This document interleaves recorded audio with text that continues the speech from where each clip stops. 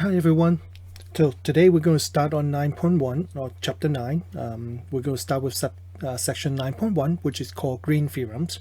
So green theorem is obviously a math theorem that named after the mathematician who created it. But before we actually get to the green theorems, the actual theorems, let's do a little quick review first. So in chapter 8,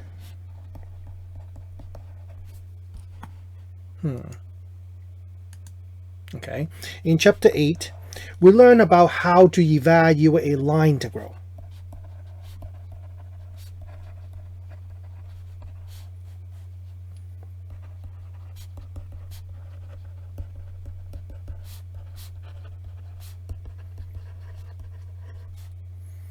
And basically we know two different ways to do it.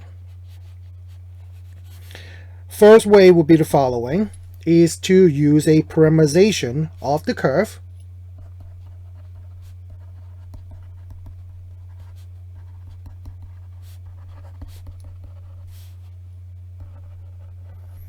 and also with this formula.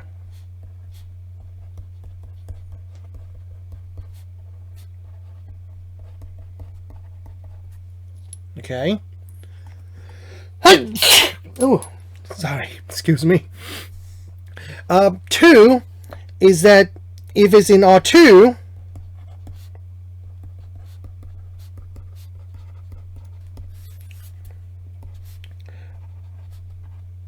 we can use y equal to f of x, and using this formula to rewrite into integral of x instead. So those are the two primary ways to do it. The first one using integral of dt, the other one using an integral dx, usually by changing all the y to x. Now there's a third way. You could also do the following.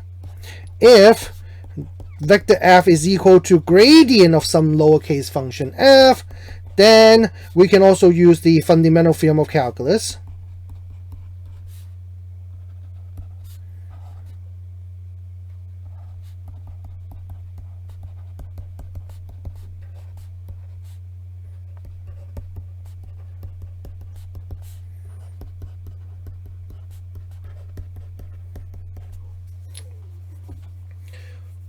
So those are the basic ways that so far we know how to evaluate line integral, using either parameterization or using the take the advantage of the fact that we have a relation between x and y, or if we happen to have a gradient of a function, we can use fundamental theorem of calculus.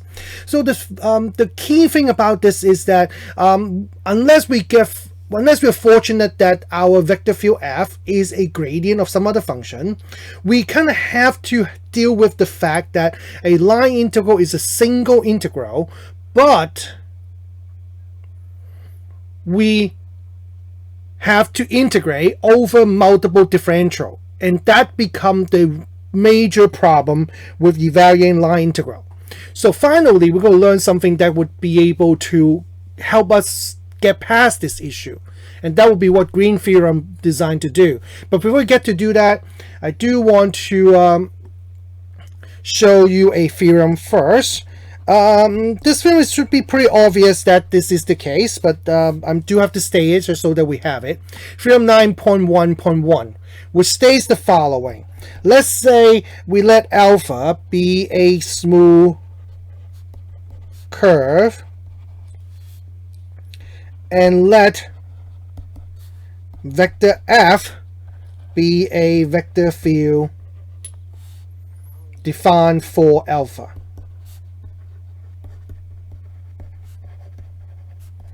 So what does that basically mean? That means that if alpha is in Rn, then vector f will have to be in a function map from Rn to Rn. Or, for us, let's say alpha is a smooth curve in R2, then our vector field f will have to be a function that maps from R2 to R2. It cannot be defined for other dimension. It has to be defined for the same dimension that alpha is in.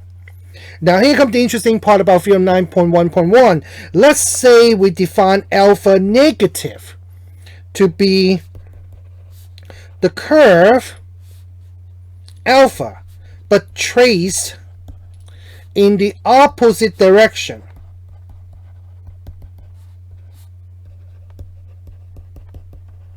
So what do I mean by that? Meaning the following. Let's say you have a point A and you have a point B. And then you have a curve that connect them together. Here's alpha. So alpha would go from point A to point B. Suppose you now trace a curve that goes from point B back to point A along the same path, but going opposite direction. Then that would be called alpha negative. So essentially alpha negative and alpha are basically the same exact curve. The only difference is they go in opposite direction and they start and end in opposite points. So alpha start at A and at B. Alpha negative will start B and end at A. But they are the same exact curve. Then what's the relationship between the line integral? Well, you can probably guess what's the relationship here. So then, therefore, this must be true. If I take the line integral over alpha, vector f dot d vector x, this would always equal to the negation of the alpha negative, the line integral of the path that go in the opposite direction. So what does the theorem basically tell me? It tells me the following. If I reverse the direction and the beginning and end point of a path, the line integral value would actually be opposite. And if you think about it, it makes perfect sense in line integral represent the amount of work being done. So if the amount of work being done go from A to B is a certain value, then go from B to A along the same path would basically be the opposite of that value. And this is a very important property that we will be using a lot in what we're going to talk about in green theorems. Good? So now let's talk about what green theorems are relating to. So let's deal with some definition. Suppose we have a line integral.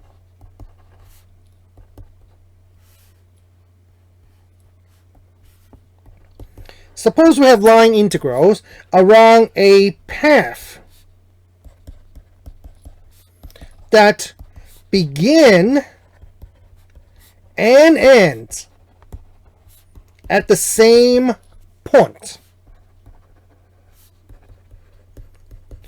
Such a path has a name.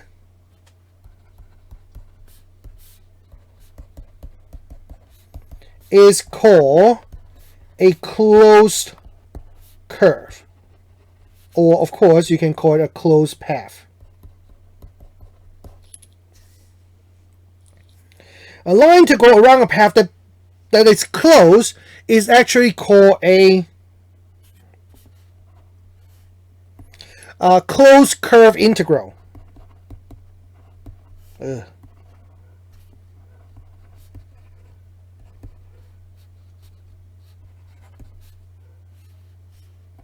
Actually, this type of line integrals is called a closed curve integral, or sometimes called closed path integral. I myself would call it closed curve integral. And this type of line integral has a special notation for that. So normal line integral would be this.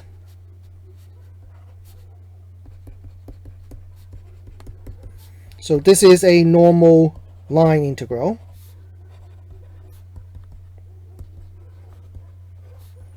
Of vector f along alpha. A closed curve integral use a different symbol. A closed curve integral over a path that is closed. So in this case, the first scenario, the path alpha will probably go something like this.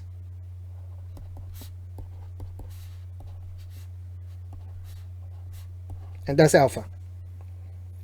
In the second example, if it's a closed curve integral, first of all, it must define on a closed loop. So here we go. So here's my alpha. It does require specific orientation too. I'm just going to go and put down the orientation for now, but we'll explain somewhat more importantly what the orientation would do later on when we talk about the green theorems. So when you have a closed curve integral, you actually use this symbol. You actually use the integral symbol with kind of like a loop inside, like a circle. Some cases you see textbook use a circle with arrows pointing like this. Okay, oops. Oh, okay. Like this. Okay, I don't know. Let's try this again. There you go.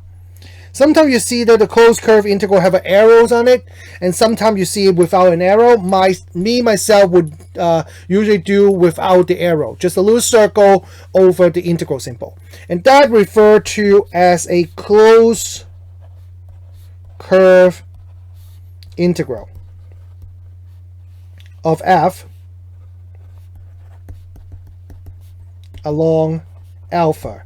In this case, alpha must be a closed curve. Otherwise, you should not use that closed curve integral symbol.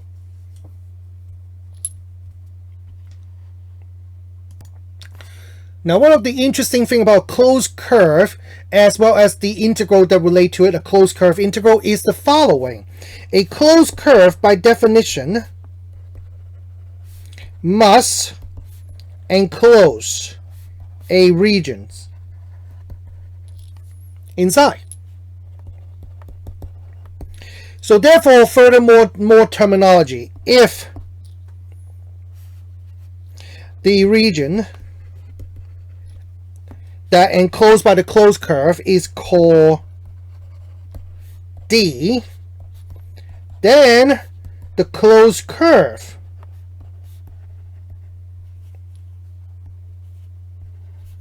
will form its boundary.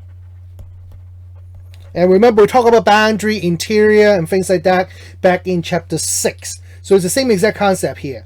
And it's formed the boundary. And we will use the following notation. And it is represented by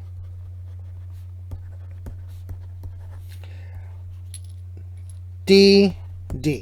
So notice that this scripted D in front is the same exact scripted D for partial derivative. So in here, in this notation, actually somehow suggests that the boundary is the differential of the region inside. And it is a very interesting concept, because if you make a think about it, it kind of makes sense. If the region D kind of expand, then the change in its area would basically be how long the boundary is, which is the reason why the boundary is actually used a differential notation, delta D or DD. Now, the regions enclosed by this closed curve can be distinguished by one of two things. We can call these regions a simple regions versus a non-simple region. So what does it mean by that? Well, let's see. If the boundary, let's screw up a little bit. If the boundary of D is crossed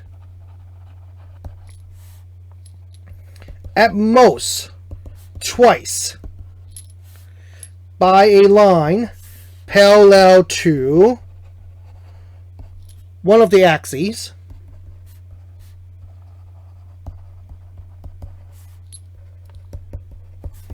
then it is called a simple regions. And of course, a simple region would be simple, which means that it's going to make the math easier. Otherwise,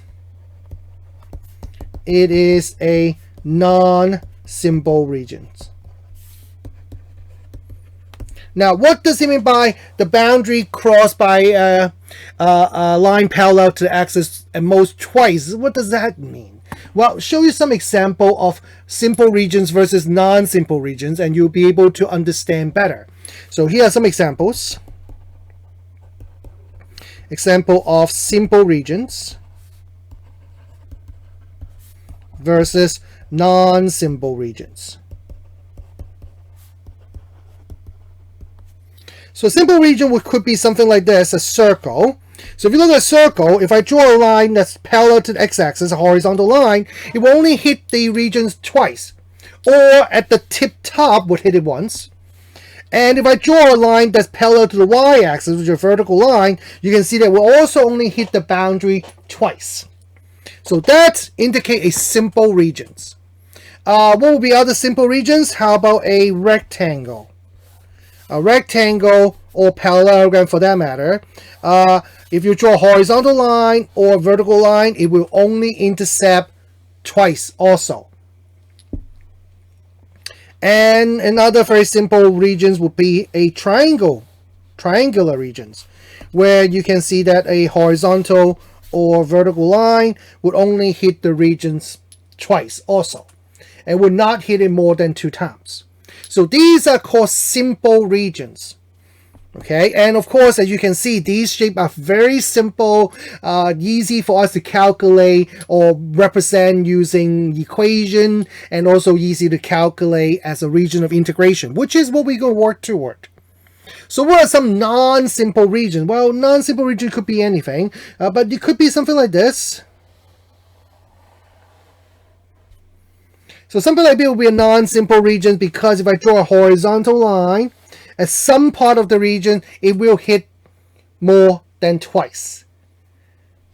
Okay, now of course, not all of them would hit more than twice, but as long as any horizontal or vertical line or any line that parallel to the axis, coordinate axis, would hit the boundary more than 2 times, it will consider to be a non-simple region. So the vertical line is actually okay. Oops. Because it will most likely hit it only twice. But the horizontal one for this one is the problem. You could also have something like this.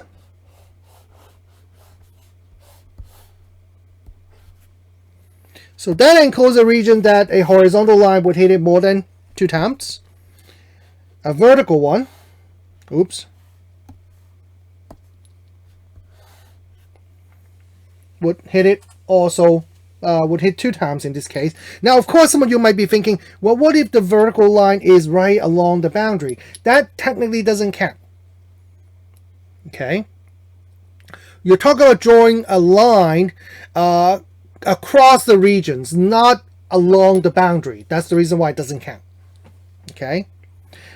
You could also have a regions that's, so in most of these cases, you could also have a region that form like a washer. And a washer like this, if you draw a horizontal line right through both circles and a vertical line right through both circles, you will hit the boundary more than 2 times. And it's kind of weird because we envision the boundary of a region to be kind of one continuous closed loop. But in the case where there's a hollow area in the middle of your regions, then you actually would consider the boundary to be 2 closed loop. Okay, so interesting, but it's still considered to be just the boundary, even though there's 2 loops to it. Now, one of the key things about green theorems is that green theorem allow us to actually bridge the concept of a closed curve integral by relating the closed curve integral with the regions enclosed inside. Now, some of you might be thinking, well, but how is it beneficial? The idea is the following. See, if you look at the picture shown right here, there's 6 regions. Notice that all 6 of them are 2-dimensional regions in R2, with the curve also exists in R2. Remember, the major issue about line integral is that we try to evaluate an integral along a path or curve in R2 where there are 2 differential, dx and dy.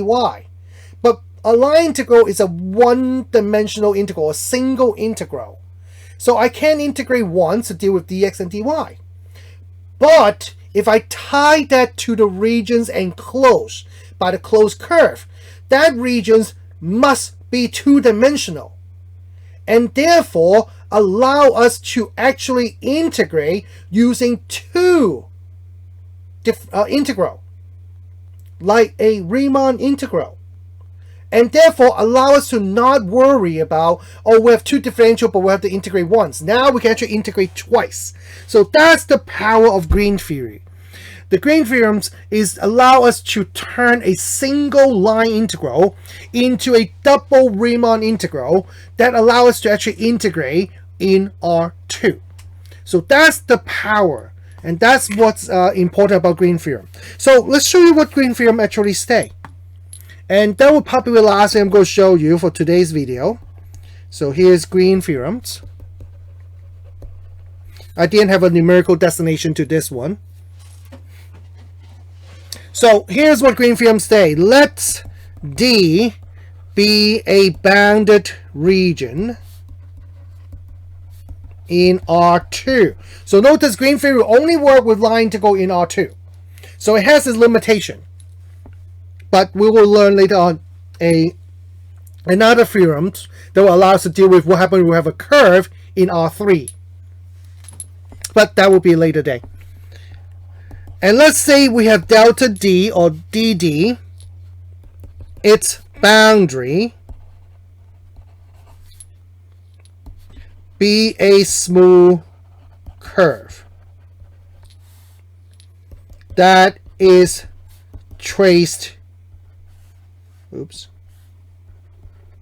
once around D with D on the left. Now this often confuses students a little bit, so let's show you the picture to illustrate what does that mean. So the key here is to learn about the orientation of the curve, because that actually important to how you evaluate the line integral correctly. So suppose you have a region D. So let's say here's my regions D.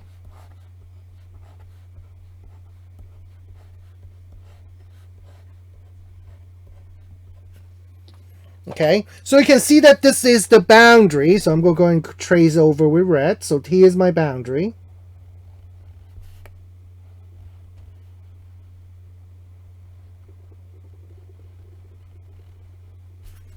So here's my delta D. To trace around this boundary, I can trace in two different directions. So if you look at the screen right now, I can trace around it counterclockwise versus clockwise.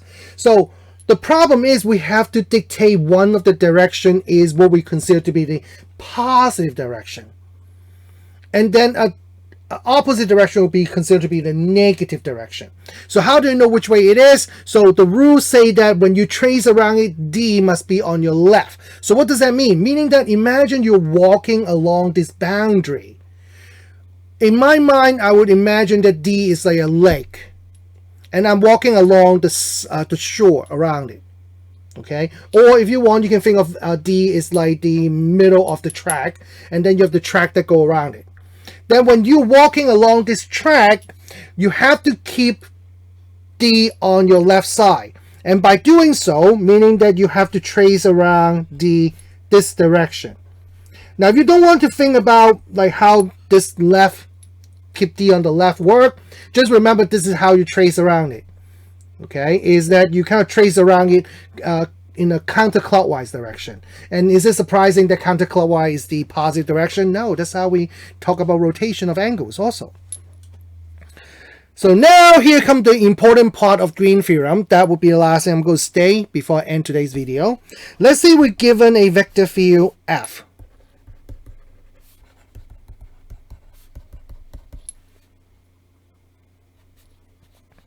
Defined, for the regions D. Let's say we let f of xy equal to f1 of xy, f2 of xy. Then here come the green theorems. Green theorem states the following. Then if I evaluate a closed curve integral over the boundary of D of this vector field dot D vector x. So notice that that's what this symbol means. A closed curve integral over the boundary of D, that's what DD stands for, the boundary of D, over this vector field this closed curve integral can be evaluated the following way. So this closed curve integral is sometimes also written this way.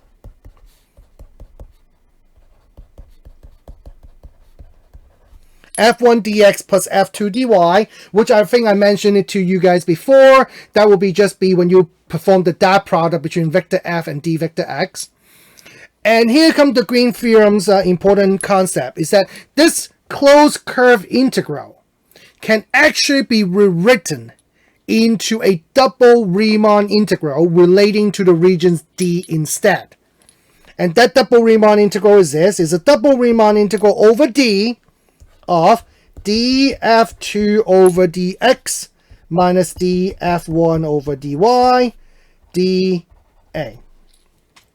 So notice that this is a Riemann integral with a unknown order of integration that we have yet to set up. And hopefully some of you recognize df2 over dx minus df1 over dy, because I purposely called to your attention back in 8.4 when you first learned about it. That expression right there is actually referred to as the scalar curl.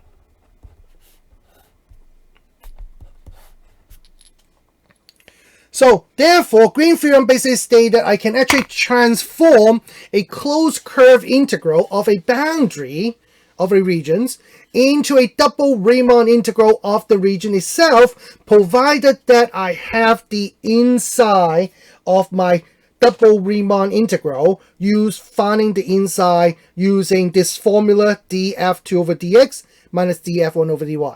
Now, you might not understand how to use Green theorem, but don't worry. Next video, we'll do an example together and hopefully it'll make more sense. All right, I think that's it for today. I'll try to keep my videos shorter, especially because May AP exam week is coming up. So I'm trying to, hopefully I can continue to keep the video short. So I'll talk to you in the next video, okay? Bye-bye.